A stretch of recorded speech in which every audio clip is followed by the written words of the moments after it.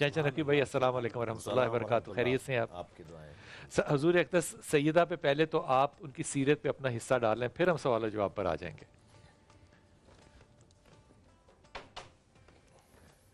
بسم اللہ الرحمن الرحیم۔ بہت ہی ایسا آج کا عنوان ہے کہ جس پہ مجھے اور ہم سب کو یقین ہے کہ اللہ کا رسول اور اولاد رسول اور تمام اولیاء الہی اور تمام قطب ابدال جس نے بھی اسلام سے استفادہ کیا ہے وہ سب اس مضمون سے خوش ہیں، بے شک بے شک، اس راضی لیے ہیں، کہ بالکل۔ جناب خدیجۃ الکبریٰ بنت خویلد علیہ السلام وہ ذات ہے کہ جنہوں نے نبی مکرم کا اس وقت میں ساتھ دیا جب کوئی ساتھ نہیں دینے تھا، والا نہیں ہائے تھا۔ ہائے ہائے، یہ الفاظ خود سرکار کے ہیں۔ ہائے ہائے، خدیجہ وہ ہے کہ جس نے اپنا سارا مال میرے حوالے کر دیا جب میرے پاس مال نہیں تھا۔ خدیجہ وہ ہے کہ جس کی وجہ سے میں صاحب اولاد بنا۔ یعنی اگر نبی مکرم کی آج نسل پوری دنیا میں سب سے بڑا خاندان خود سرکار کا ہے۔ یوں تو ہر امتی بھی نبی کی اولاد ہے اس معنی میں کہ نبی مربی ہیں، سب کے مربی ہیں، سب کے معلم ہیں، لیکن جو سادات ہیں وہ نبی مکرم کی نسل جو سادات، وہ جناب خدیجہ کی دختر جناب فاطمہ زہرا کی وجہ سے سلام اللہ علیہ کی وجہ سے سادات سارے معتبر قرار پائے۔ تو یہ وہ تین عنوان تو خود سرکار نے اپنی زبان مبارک سے بیان فرمائے۔ قرآن مجید میں کئی مرتبہ ایک پیغام اللہ نے نازل کیا ہے، بارہا اس کو اللہ نے آیات کی صورت میں نازل کیا۔ والذین آووا ونصروا اولئک هم المؤمنون حقا لهم مغفرۃ ورزق کریم۔ کبھی ارشاد فرمایا ووجدک عائلا فاغنی، ہم نے تمہیں ہاتھ خالی پایا تھا، جیب خالی پایا تھا، تمہارے پاس دولت نہیں تھی، ہم نے تمہیں مالدار کر دیا۔ اللہ جس کے کام کو اپنا کام کہہ رہا ہے، ہائے ہائے ہائے ہائے ہائے ہائے، یار کیا بات ہے، واہ واہ واہ واہ واہ۔ ایک ملکۃ العرب بھی، ایک ایسے باپ کی بیٹی کہ جن کے پاس تمام پانی پینے لگا تھا، پیاس ہی چلی گئی جملہ سن کے، خدا کی قسم کیا جملہ ہے، جس کام کو اللہ اپنا کام کہے، کام کہے، واہ یار، جس کے کام کو، جس کے اعمال کو اللہ اپنی طرف نسبت دے دے، تو یہ کتنی بڑی عظمت ہے اس خاتون کی، اس بیوی کی۔ اور اسی طرح حضرت ابو طالب کا تذکرہ، لیکن یہاں کیونکہ حضرت خدیجۃ الکبریٰ سلام اللہ علیہ کی خدمت میں، بی بی کی عمر 3 سال کی تھی، اپنی سہیلیوں کے ساتھ مشغول تھیں کہ اچانک کچھ سہیلیوں میں سے کسی نے کہا کہ چلیں لات و حبل کو کچھ چڑھاوا چڑھا کے آئیں۔ تو ایک قدم ان کے ساتھ چلیں کہ کان میں آواز آئی کہ خدیجہ ہم نے تمہیں محفوظ رکھا ہے، تمہاری آغوش میں ہمیں امانتیں سونپنی ہیں، اس طرف نہ جاؤ۔ تو مڑ کر دیکھا اور کہا کہ میں نے کچھ سنا ہے، تم میں سے کسی نے سنا؟ تو سب نے کہا نہیں، ہم نے کچھ نہیں سنا۔ پھر ایک قدم بڑھایا تو پھر آواز آئی کہ ہم نے تمہیں کسی کام کے لیے آغوش میں ہم نے کچھ امانتیں رکھی ہیں، تم یہاں کے لیے نہیں ہو۔ کہا کہ نہیں میں وہاں نہیں جا سکتی، مجھے کوئی آواز آ رہی ہے۔ اور گھر پہنچی تو اپنی والدہ کو بتایا کہ ایسے میں جا رہی تھی تو ہماری سہیلیوں نے سب نے طے کیا، مگر مجھے ایک آواز نے روک لیا۔ یہ عمل کچھ دن ہی گزرا تھا اس عمل کو کہ ایک دن جناب خدیجۃ الکبریٰ خواب دیکھتی ہیں اور اپنی والدہ کو اور اپنے والد کو بتاتی ہیں کہ میں نے خواب دیکھا، میری گود میں ایک چاند اترا ہے۔ تو جناب خدیجۃ الکبریٰ نے جب یہ خواب اپنی والدہ کو بتایا تو ان کی والدہ نے اپنے شوہر سے کہا کہ میں یہ خواب مسلسل دیکھ رہی ہوں کہ میری خدیجہ کی گود میں چاند اترا ہے۔ وہ چاند جناب زہرا سلام اللہ علیہ۔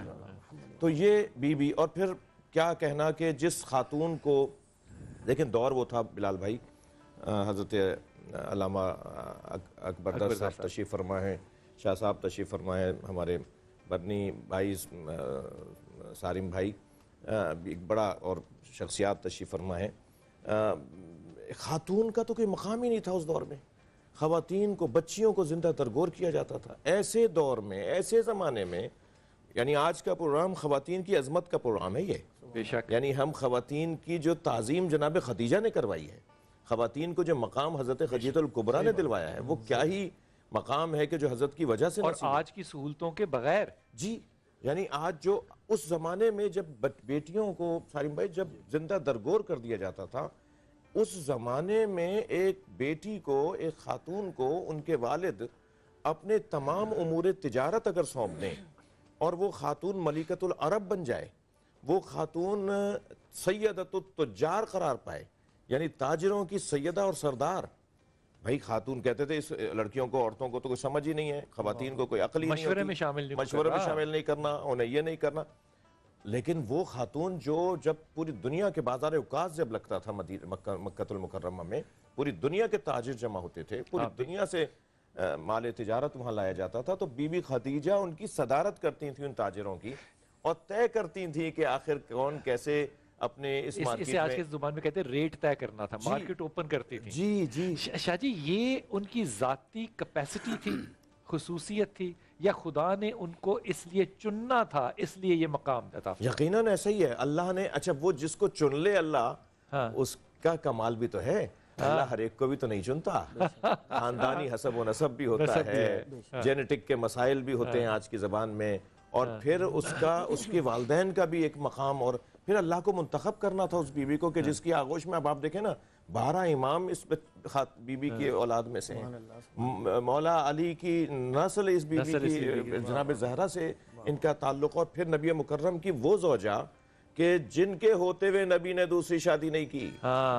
باقی زوجاؤں امہات المومنین ہیں، اور اللہ نے بڑا نام دیا ہے، بڑا مقام دیا ہے. النبی اولیٰ بالمومنین من انفسہم وازواجہ امہاتہم. اللہ نے نبی کی زوجاؤں کو امہات المومنین قرار دیا ہے، بڑا مقام ہے. لیکن وہ مقام جناب خدیجہ کے بعد ہے، یعنی بی بی کے ہوتے ہوئے نبی مکرم نے دوسری شادی نہیں کی، جبکہ دوسری زوجاؤں کے ہوتے ہوئے تیسری اور اس کے علاوہ شادیاں کی آپ نے. اور پھر یہ 1-2 سال کا تو تذکرہ نہیں ہے، 25 سال کا. 25 سال.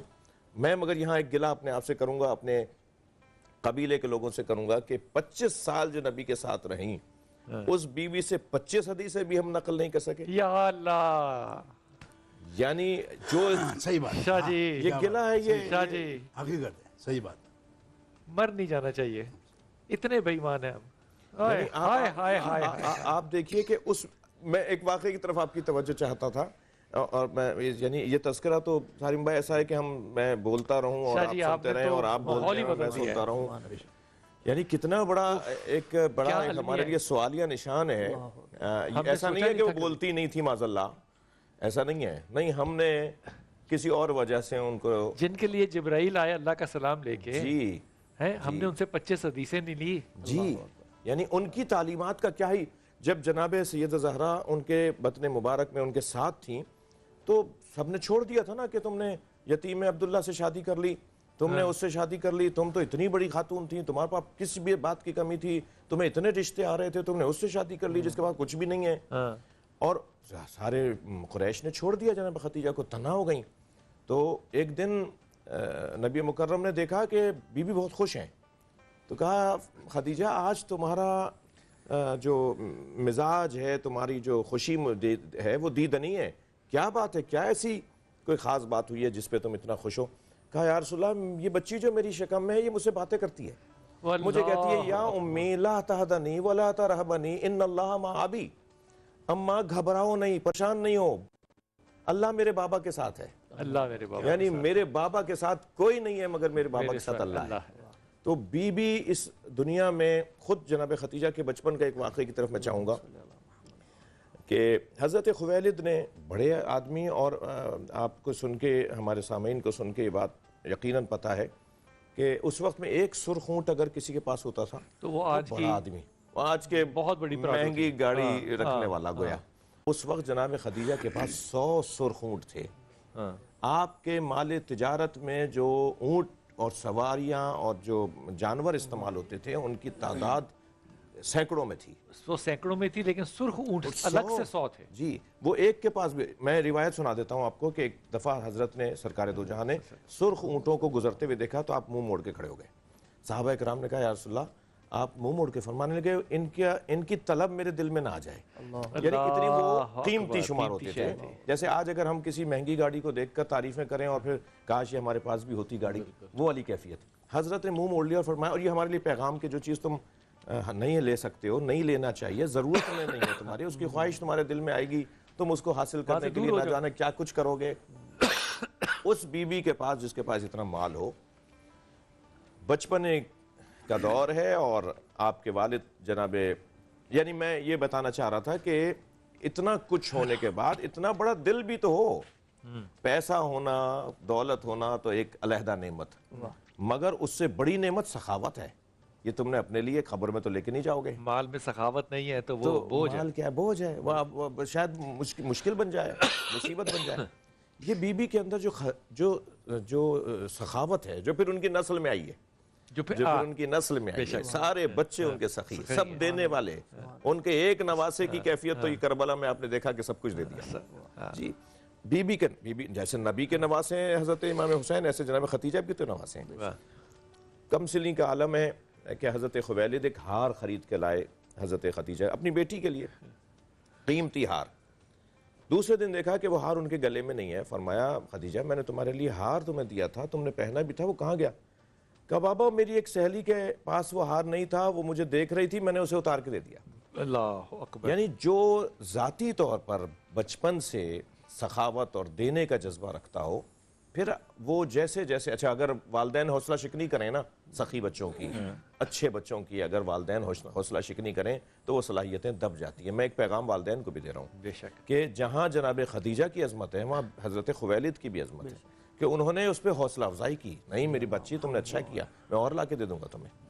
تو وہ جو جذبہ عطا کا ہے، وہ جو جذبہ سخاوت کا ہے، بخشش کا ہے، جود و عطا کا ہے. اس سے یہ بات ظاہر نہیں ہوتی کہ بنیادی طور پہ چاہے ظاہری طور پہ اسلام نہیں آیا لیکن یہ سب توحید پسند لوگ ہیں. صحیح ہے.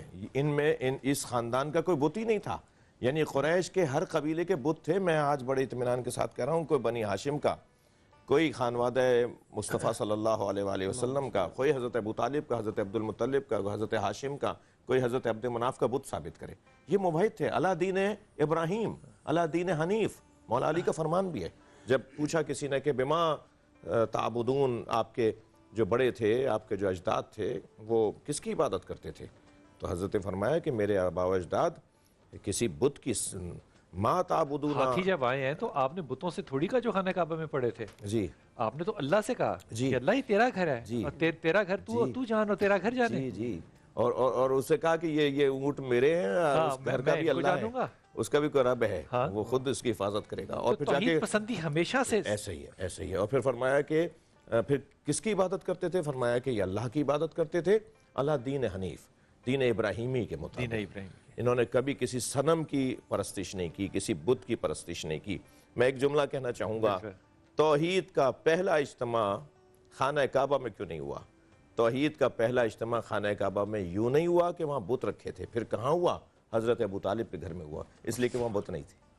کیا بات کی ہے یار، کیونکہ وہاں بت نہیں تھے. بت نہیں تھے. یعنی وہ خاندان، وہ حسین. اس بات کو کھول دے ذرا تو سمجھ میں آئے لوگوں کے کہ وہ پہلا جو اجتماع ہے وہ آپ کس کا؟ دیکھیں دعوت ذوالعشیرہ پہلا اجتماع تھا توحید کا. اللہ نے اپنے حبیب کو حکم دیا وانذر عشیرتک الاقربین، اپنے خاندان کو پیغام پہنچا دیجئے، یعنی میری توحید کا اور اپنی نبوت کا پیغام. اس پہ بخاری کی حدیث جوڑ دوں اگر آپ اجازت؟ جی ضرور. سیدہ خدیجہ اس پہ جو راوی کر رہی ہیں وہ کہہ رہی ہیں کہ میں نے ایک دستی پکائی تو وہاں پہ 40 سردار آئے ہوئے تھے.